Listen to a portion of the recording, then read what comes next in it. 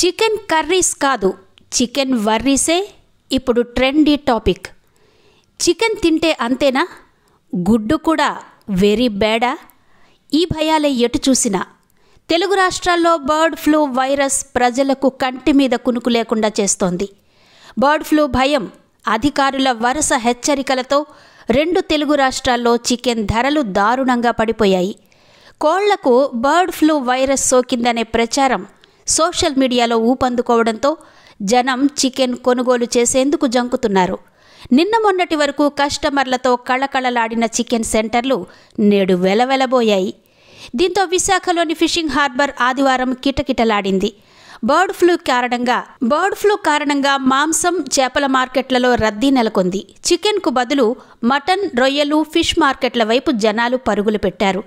Chicken మార్కెట్పై bird flu effect పడింది ఆదివారం అయినప్పటికీ చికెన్ షాపులు వెలవెలబోయాయి. బర్డ్ ఫ్లూ భయంతో చికెన్ కొనేవారు లేకుండా పోయారు. అయినా చికెన్ ధర మాత్రం స్థిరంగా ఉంది.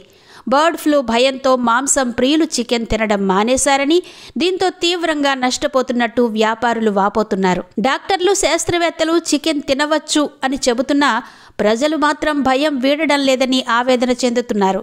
బర్డ్ ఫ్లూ ఎఫెక్ట్ పడడంతో మాంసాహార ప్రియులందరూ చేపలు, రొయ్యలు, మటన్ వైపు మొగ్గు చూపారు.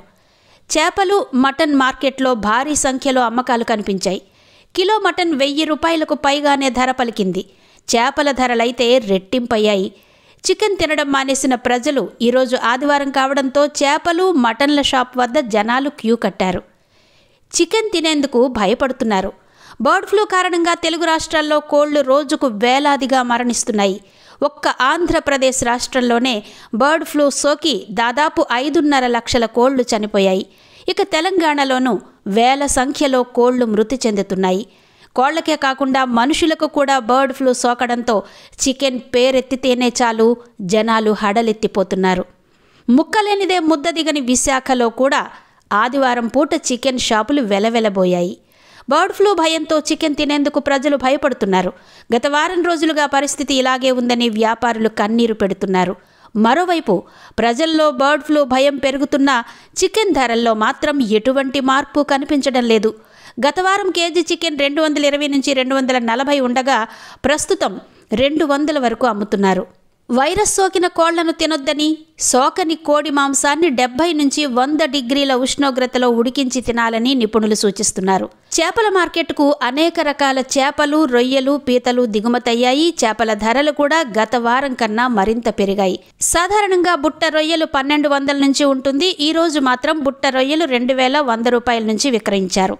బుట్ట పీతలు 1000 రూపాయలు, నెత్తాలు బుట్ట 1500 చొప్పున అమ్మారు. ఇక వంజరం, కోనాం అయితే అడగనవసరం లేదు.